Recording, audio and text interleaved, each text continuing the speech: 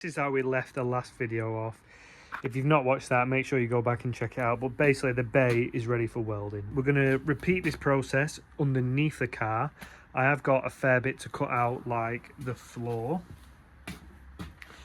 and the sills, but that is a process we can do tomorrow. At this point in time, I just want to try and get as much of the rust removed from the underside of the car as possible. So for me, it's easier to work nearer the back. I've got the air coming in rather than breathing in all these dust particles, even though I've got a mask, and we can work from the back forward, because what I don't want to do is start from the tunnel here and work that way, and I've got the floor to cut out. So if we can start at the back, because there's not much welding or any welding at all other than a little small section on the floor that needs doing, so I'll be able to grind the surface rust off from the back and move forward. So yeah, let's crack on with that now. Next, we've got to change of plan. Obviously, I forgot, I need these plastics off. So what we're going to do is remove the lights, remove the plastics and remove the bumper, so then we can actually get a full feel of what the back end needs. So let's crack on.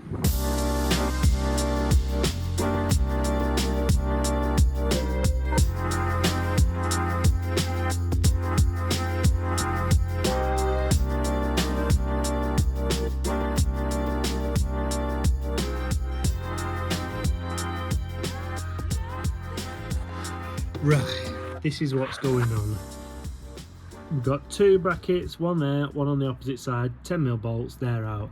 There's a couple of taut bits on top here that fix into the frame, and then you've got these two. Now these two, I assume there's a retaining clip on the other side of this plastic, but because they've seized together because they're so rusty, the clip has either jumped out of its place or snapped, and these are just spinning, so these need to be drilled out. I'm going to bob the old glasses on, and I'm going to line the floor and drill these out. Basically all you want to do is start small a bit and then work up, and you get to a point where you end up drilling the nut off and it's a thread that's just left back in, and then you can slide the bumper off. But what I'm going to do is put a bolt back into here, so when I drill that one and that one out, the bumper doesn't drop on me. Even though it's plastic, I can't be asked with it falling on me.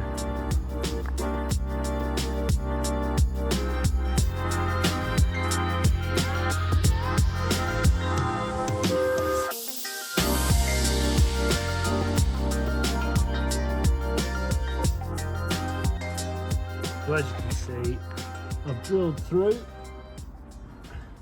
which is that nut right there, and then the actual sort of washer section of the nut or bolt I've just snapped off.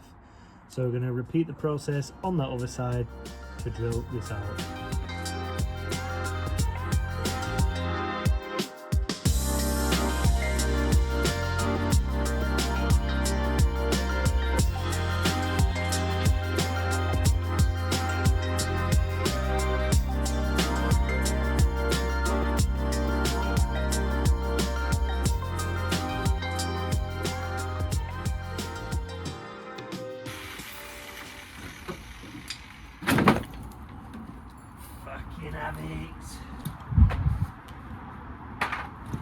We can get the better picture of the underside. So obviously I couldn't see any of this before, and I'm hoping that it's pretty solid.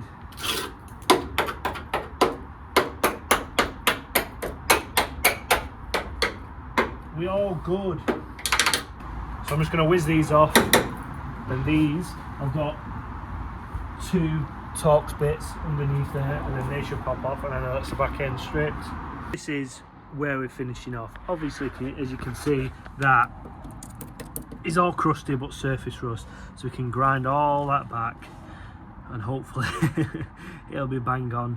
But yeah, we're all prepped for doing the underside tomorrow, so we can start from here and move all the way up to the bay. So hopefully we can get the majority of that cracked off tomorrow and the driver's side floor cut out. It's a bit of fresh in here today. Woo!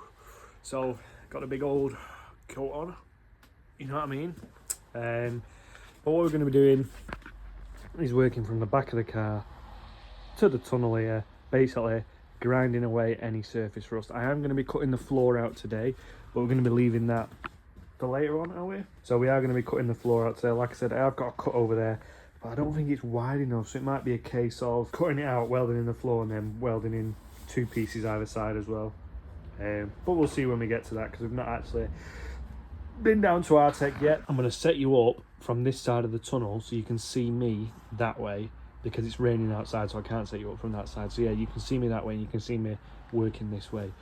The trolley that I've got, which is underneath there with all my gear on, the van's not jacked up high enough for me to lie on that and work my way down really, so I'm going to be shimmying underneath the car, and that's going to be used as like to put my tools on so I can drag it with me. But what I am going to do is put that mat underneath there.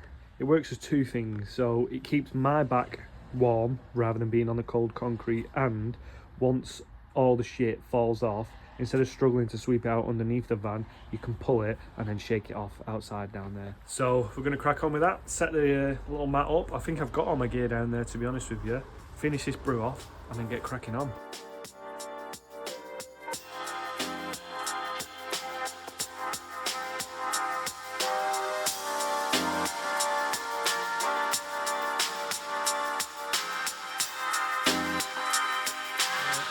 So I thought, if I'm working from the back forward, I may as well start with a boot, and this is the process that we're going over. It's a bit tedious, but I removed all that stuff to get to this yesterday, so we'll crack on doing all along there, and then we'll move underneath.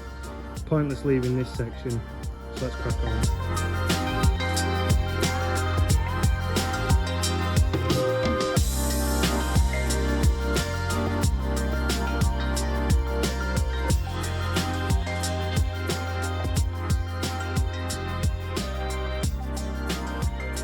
Things like this is why I'm doing what I'm doing. So I couldn't see majority of this underneath the paint. I could see the paint was flaking off and it looked like surface rust, and when you went along with a flathead or something sharp, nothing poked through. But as soon as you start grinding away and taking that bits of paint off, it reveals itself. So these are the patches that are going to need cut out and welded up. And it's entirely up to you how far you want to go with the project.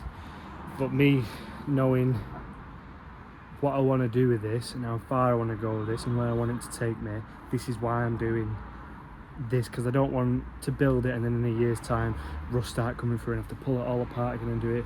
To be honest, you're probably not going to see this because the bumper's going to hide it, but to me, I'll know that that's there. I could cut that out and leave it, but we're going to weld patches in so the frame's solid. So yeah, now that our back section's complete and we can see what's ready to weld, we can now start on the underneath and move our way forward and find any more sections that might need welding. Now just a quick FYI, when you see me working on the van, you'll notice me swapping between certain discs. So you've got like cutting discs, sanding discs, and then you've got the Knott wheels. And the Knott wheels, what's the best way to describe them? They're not very forgiving. So in a place where I'm underneath the van, if that catches something and jerks off and hits me, you know, some serious injury is going to be happening there. So I like using the sanding disc, to be honest with you. So I end up, what I'm going to do in the process now, I'm going to go along using the sanding discs. If I find any areas that need a deeper marking to get the rust off, like the areas that were shown up on the rear section, we'll go across with the Knott wheel only on them specific sections, because being in such close vicinity with the grinder, you don't want it to sort of kick back and hit you really. So we're going to go along with the sanding disc, then if anywhere needs it, we'll come along with the Knott wheel, and then we'll break the drill out with the little wire brushes to get in the small sections, because a couple of sections I can't really get in with them. So yeah, let's do that.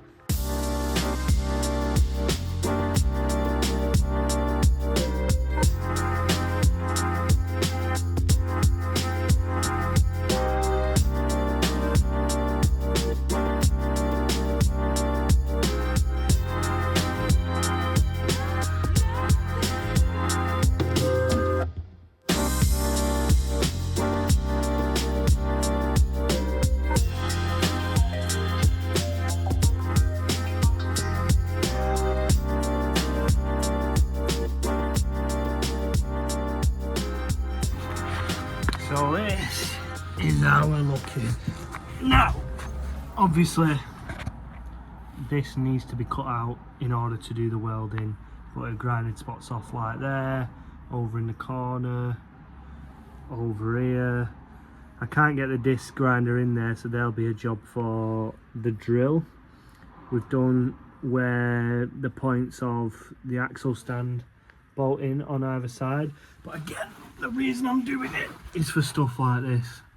That was covered under seam sealer, and obviously I can get my finger in there, so obviously that needs welding up. So what we'll have to do is we'll have to cut a section out of there and weld a section in, maybe across that section, but the majority of it is looking pretty solid. Like I said, I struggle to get the disc grinder in places like this, so it's something that probably a smaller Dremel would do, but I haven't got, so a wire wheel on the drill into these corners will be what it's about. But yeah, at least we've caught that now, and we've not left it for it to get worse. So let's crack on. The underside of the van is pretty much done. I'm not going to take you in there because I've got tunes on. The underside of the van is pretty much done, other than the various little spots that need welding. So I've obviously got sills to do on this, the driver's side floor, and then that small section on the frame rail, and then the back bumper. The thing with the underside of the cars is the high impact areas that are the worst. So where the rear axle is, because you've got all the stones spitting up from the wheels as well through the arches. The tunnel is protected by the exhaust and like the shift linkage, and various other bits and pieces, that like tin pieces that protect like a heat shield really. Then obviously the engine protects majority of the tunnel at the front, so it's only really like your subframe, your front frame rails, your rear frame rails, and a little bit on the back sections that have the worst rust, because everything else is pretty much protected by everything else that's fitted to the underside of the car, if that makes sense. And then we're going to organise a day sort of like mid to end November with Artec to get down there on a demo day, do a bit of filming. We can grab a welder off them and then come and start causing chaos on this van. We're going to move on to the arches. So they're nice and easy, there's not much rust in them. It's basically getting all the dirt off and seeing little spots that need attending to. So I'm just going to have a quick tidy up and a brush up underneath, because I've told you need to keep them workspaces tidy. And then we're going to do the arches, and then hopefully get some stuff cut out as well. Like I said, probably leave paint now if that's the case, but if we can have everything prepped ready for welding and painting, we're laughing, aren't we? You know what I mean? So I give myself 6 months to get the underside, basically get it back on all fours and get it prepped for an engine swap. And yeah, made good progress this week with a week off, so now it's going to be weekends and the odd nights throughout the week. But yeah, made really good progress. I need to strip some bits and bats so I can get them sent to Mark so we can refurb them. But yeah, we're getting there. We're getting there. Does that count as weight saving?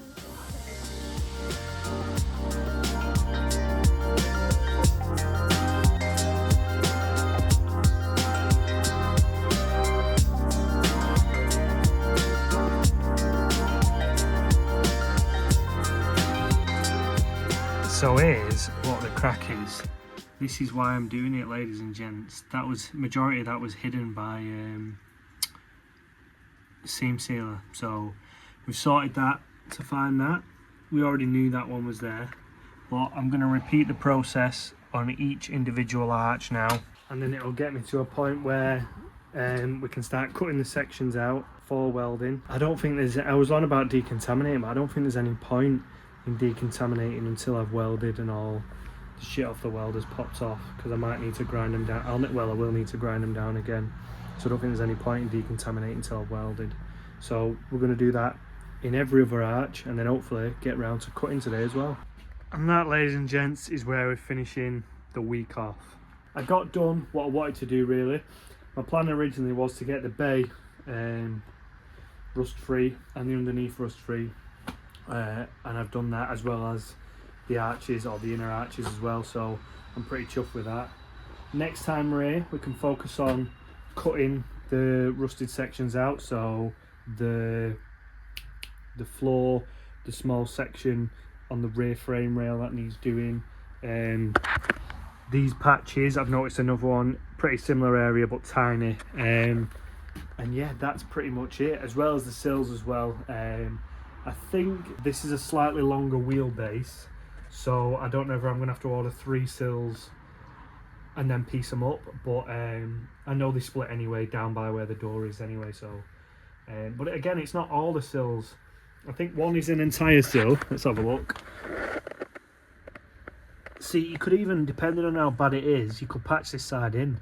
So depends how bad it is. So we'll cross that bridge when we come to it. But yeah, I'm proper chuffed with the work I've got done this week. So we need to get down to our tech. We need to get a welder, and we need to get back up here and start welding away, don't we? So yeah, I'm gonna love you and leave you. If you've not already, go and check the last couple of videos out. We're working on the van, but yeah, I'm going to be documenting this whole build right from the start to the end. And yeah, got some big plans coming. Everyone's like, oh, you're doing a mad engine swap. It's not. I'll give you a clue. It's not the engine that makes it a mad build, so just keep that in mind. See you in the next one.